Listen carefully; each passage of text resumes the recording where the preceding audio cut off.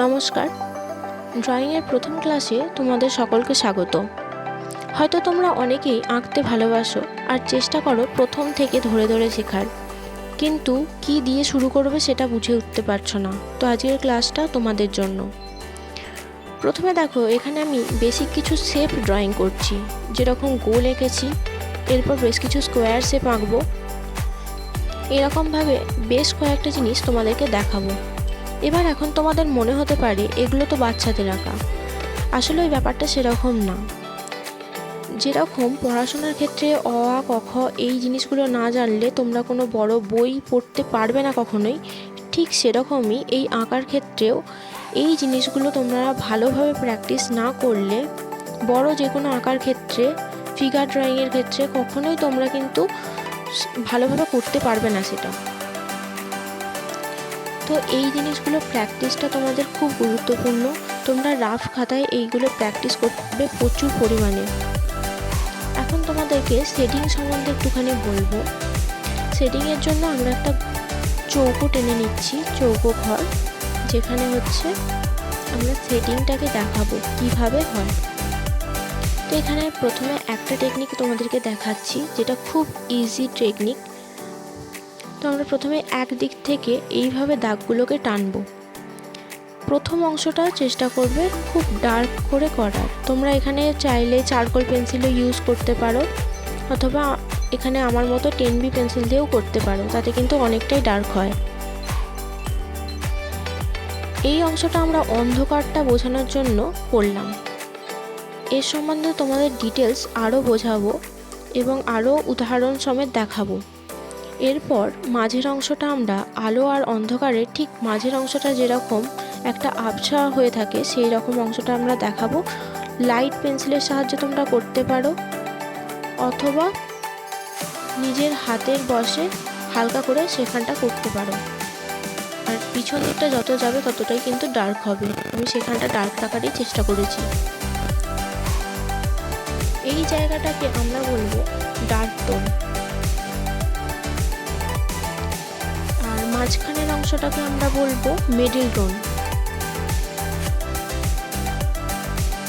এবং শেষ অংশটা যেখানটায় লাইটটা বেশি পরিমাণে পড়ছে সেই জায়গাটাকে বলবো লাইট টোন। এর সম্বন্ধে ডিটেলস আমি আরও তোমাদের বোঝানোর চেষ্টা করব, কিন্তু একটা ভিডিওর মাধ্যমে এটা দেখানো সম্ভব না। তো পরবর্তী ক্লাসগুলোতে তোমাদেরকে আরও ডিটেলসে এর সম্বন্ধে বলবো। এখন তোমাদের আর একটা শেপের উপর আমি এই জিনিসটা করে দেখাচ্ছি। তোমরা চেষ্টা করবে এক দিক থেকে এইভাবে করে যাওয়ার। এদিক সেদিক করলে কিন্তু এই শেপটা ভালো আসবে না কখনোই। দেখো, প্রথমে আমি যেরকম ডার্ক টোন বলেছিলাম সেরকম ডার্ক টোনটা আমি প্রথমে করে নিচ্ছি। যতটা পারবে প্রথমটা ডার্ক করার চেষ্টা করবে, এবং তার পরবর্তী অংশটা, অর্থাৎ যত লাইটের দিকে এগোবে তত টোনটা হালকা হয়ে যাবে। এরপর কিন্তু মিডল টোনের কাজ করব।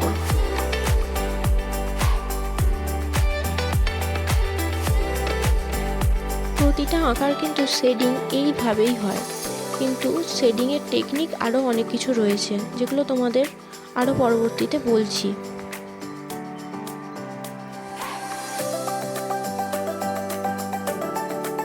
এখানে দেখো, যত লাইটের দিকে এগোলাম তত বেশি কিন্তু আমি লাইট করে দিলাম পেন্সিলটাকে।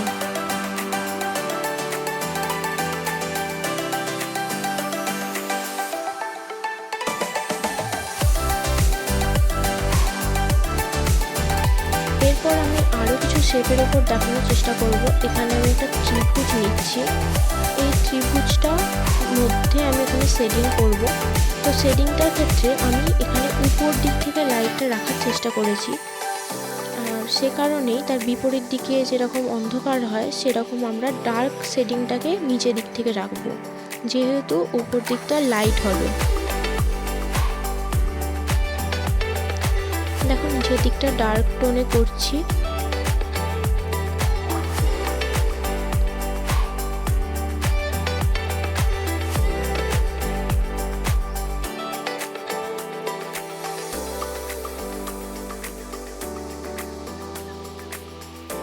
এরপর মাঝের অংশটা কিন্তু মিডল টোনে করব, যেহেতু আলো আর অন্ধকারের মাঝখানের পোর্শনটা আমরা বোঝানোর চেষ্টা করব।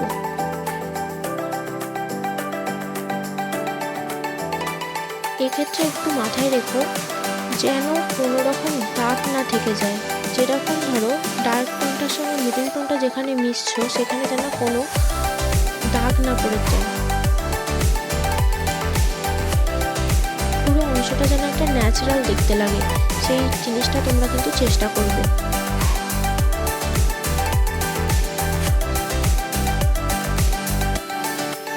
এরপর আরও বেশি কিছু শেপ তোমাদেরকে এখানে দেখাচ্ছি যেগুলো তোমরা অভ্যাস করবে। এই শেপগুলো কিন্তু একটা বা দুটো করলে কিন্তু হবে না, তোমরা যখনই পারবে এই শেপগুলোকে একটু প্র্যাকটিস করার চেষ্টা করবে, কেননা তোমাদের হাত আরও ভালো সেট হবে এটার জন্যই।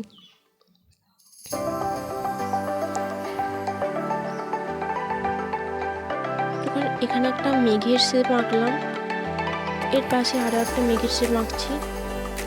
এরপর দেখো একটা ডার্ক টোন আর একটা লাইট টোনে একটা আঁকার চেষ্টা করব দাগগুলো। প্রথমটা ডিপ করব, তারপর একটা লাইট, এইভাবে একটা ডিপ একটা লাইট এইভাবে চলতে থাকবে।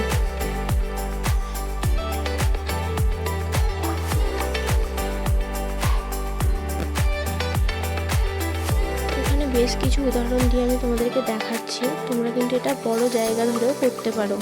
আমার এখানে জায়গা কম আছে বলে আমি এখানটাতে ছোট ছোট করে তোমাদেরকে একটু দেখিয়ে রাখলাম। এছাড়া দাগ টানতে পারো, তোমরা দাগ টেনে প্র্যাকটিস করতে পারো, সেটা যে কোনো সাইড থেকেই কিন্তু তোমরা করতে পারো। তো এখন আসি শেডিংয়ে। তোমাদেরকে আগে এই শেডিংটা শিখিয়ে রেখেছি, আগের শেডিংটাই তোমাদেরকে প্রথমে একবার দেখানোর চেষ্টা করছি। এই গোটা ঘরটা ফিল আপ করবো এইভাবেই। এখানে কিন্তু বেশ কিছু শেডিংয়ের টেকনিক নিয়ে আমি আলোচনা করব, তোমরা পুরো ভিডিওটা ধৈর্য সহকারে দেখতে থাকো। এই শেডিংটা সম্বন্ধে কিন্তু তোমাদের আগেই বলেছি, এই শেডিংটা একদিক থেকে হবে। তো এটা এখন পুরোটা ফিল আপ করে নিলাম।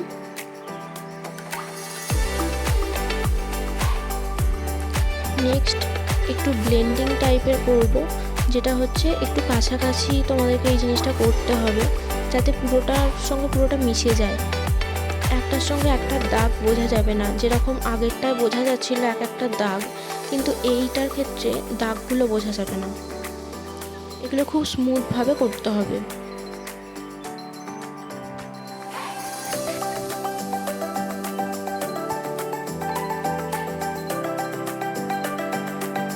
ঠিক এইভাবেই পুরোটাকে আমি ঘরটা ভর্তি করে নেব।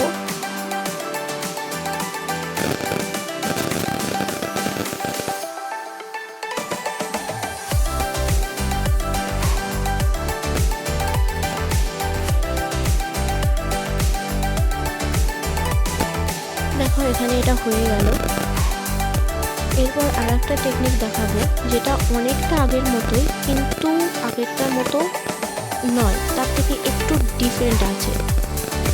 তো প্রথমে আগে এইভাবে একদিকে টেনে নেব, এইভাবে পুরো ঘরটাকে আগে ভর্তি করে নেব।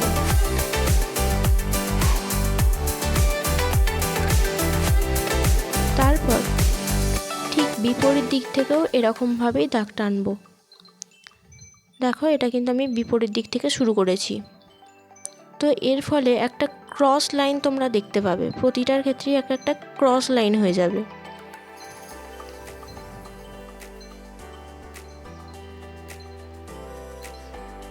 তো এই জিনিসটা ইউজ করেও কিন্তু তোমরা শেডিং করতে পারবে। এখানে আমি 3টে প্রসেস দেখালাম।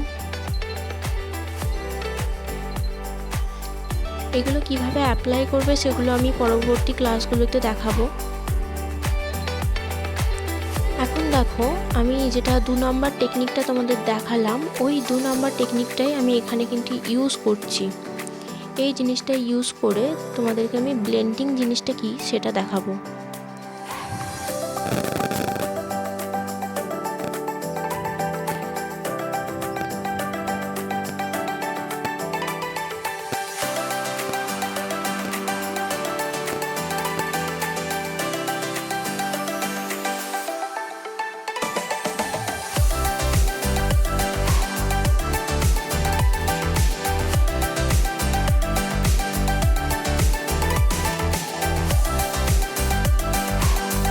শেডিংটা কমপ্লিট হয়ে গেছে, আমি এবার ব্লেন্ডটা করব। ব্লেন্ডিংয়ের জন্য আমি একটা ব্লেন্ডিং ব্রাশ নিয়েছি। তো এটা একদিক থেকে আমি ব্লেন্ডিংটা করব, এদিক ওদিক করলে কিন্তু আঁকার সৌন্দর্যটা পুরোপুরি নষ্ট হয়ে যাবে। সেহেতু যেদিকে তোমরা পেন্সিলটাকে ঘুরিয়েছো সেদিকেই কিন্তু ব্লেন্ডিংটাও সেদিকেই করতে হবে।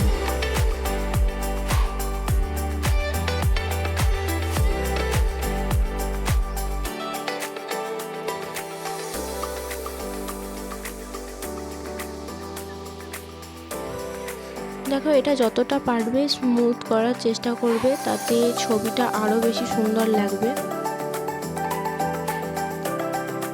এখন এটা হয়ে গেছে, আমি পুরোটা ব্লেন্ড করে নিয়েছি। 2 নম্বর শেডিংটার সঙ্গে তোমরা কিন্তু এটার পার্থক্যটা বুঝতে পারবে। প্রথম ছবিটা কিছুটা রাফ লাগছে আর এটা অনেকটাই স্মুথ। এখন দেখো, যেদিকে পেন্সিল চালাবে সেদিকে কিন্তু একদিকেই চালাতে হবে। এরকমটা না যে তোমরা বাম দিক থেকে ডান দিকে করার সময় ডান দিক থেকে বাঁ দিকেও টেনে দিলে অথবা উপর নিচ করে ফেললে, এতে কিন্তু ছবির মান পুরোপুরি নষ্ট হবে। এই জিনিসটা প্রথমত করা যাবে না।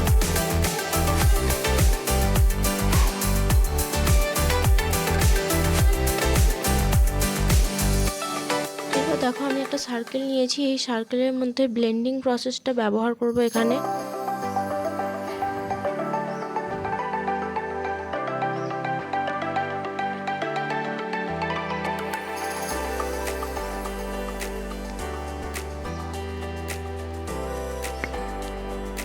প্রথমে আগে ডার্ক টোনে এখানে ব্লেন্ডটা করার সময় যে শেডিংটা করতে হয় সেটা ডার্ক টোনে করছি।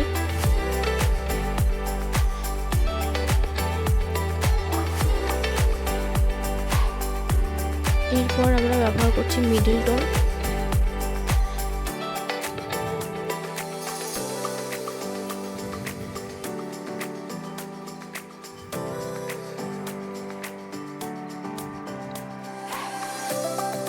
মিডল টোনটা কিন্তু তোমাদের যতটা দরকার ততটা দেবে, যতক্ষণ না এটা লাইট টোনের সঙ্গে পুরোপুরি মিশে যাচ্ছে।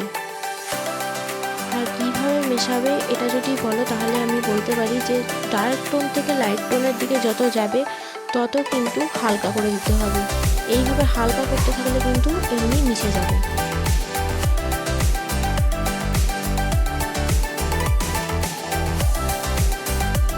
এরপর আমি এই ব্লেন্ডিং টুলটা ইউজ করে এখানটা ব্লেন্ড করে নেব। যতটা স্মুথ ব্লেন্ডিং হয় চেষ্টা করবে ততটাই করার।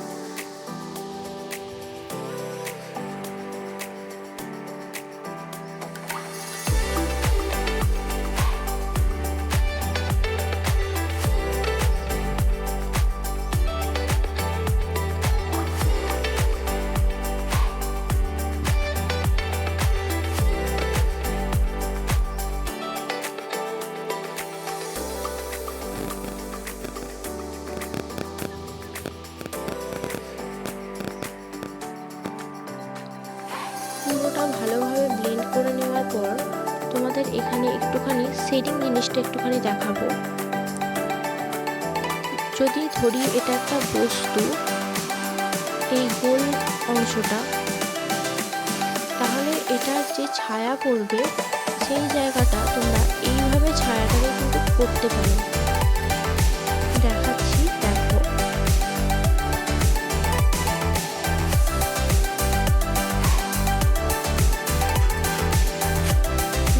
এইভাবে কিন্তু তোমরা ছায়াটা করতে পারো।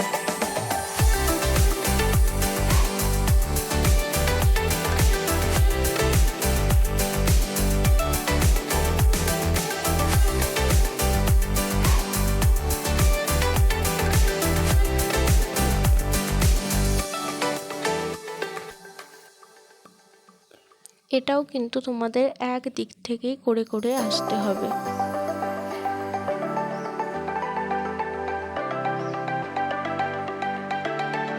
তো এই বস্তুটার এখন একটি ছায়া ক্রিয়েট হয়ে গেল, তোমরা দেখতে পাচ্ছ এখানে। তো আমি এটা একটু আরও বেশি রিয়েলিস্টিক করার জন্য একটু ব্লেন্ড করে দিলাম।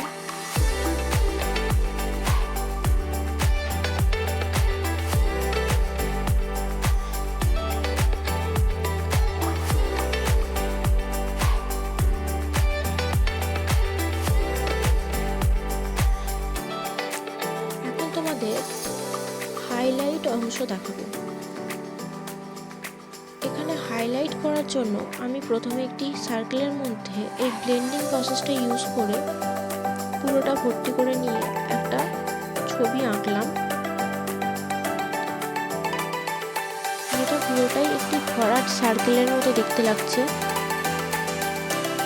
এখন এর মধ্যে হাইলাইট অংশ বলতে যেখানে আলো বেশি পরিমাণে পড়ে, অর্থাৎ এই ছবিটার মধ্যে আমি দেখাবো যে জায়গাটায় আলো খুব বেশি পরিমাণ পড়ছে সেখানটা তোমরা কিভাবে দেখাতে পারো।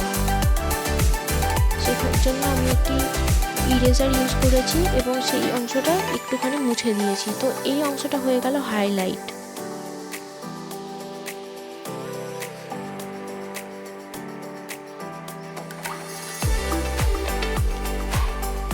এই হাইলাইট টেকনিকটা ইউজ করে তোমাদেরকে একটা ছোট্ট রেন ড্রপ এঁকে দেখাচ্ছি। রেন ড্রপ বা বৃষ্টির ফোঁটা দেখতে অনেকটা এই শেপের হয়। এখন এটাকে শেডিং করলে কীরকম লাগবে এবং হাইলাইট দিয়ে এটা কতটা রিয়েলিস্টিক হতে পারে সেই জায়গাটা তোমাদেরকে বোঝাচ্ছি। প্রথমে আমি একটু ডার্ক টোনে করব,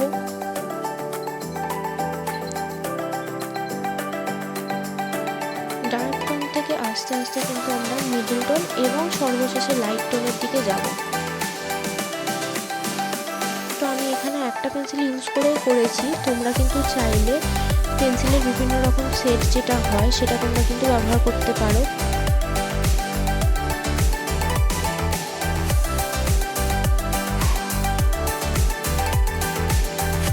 ডার্ক অংশটা ভালো করে করে নেওয়ার পর এখানে মিডল দিকটা আমি করলাম এবং সর্বশেষের অংশটা লাইট রাখলাম। এখন এটাকে একটু ব্লেন্ড করে নিচ্ছি, তাতে কিন্তু এর স্মুথ ভাবটা আরো ভালোভাবে আসবে।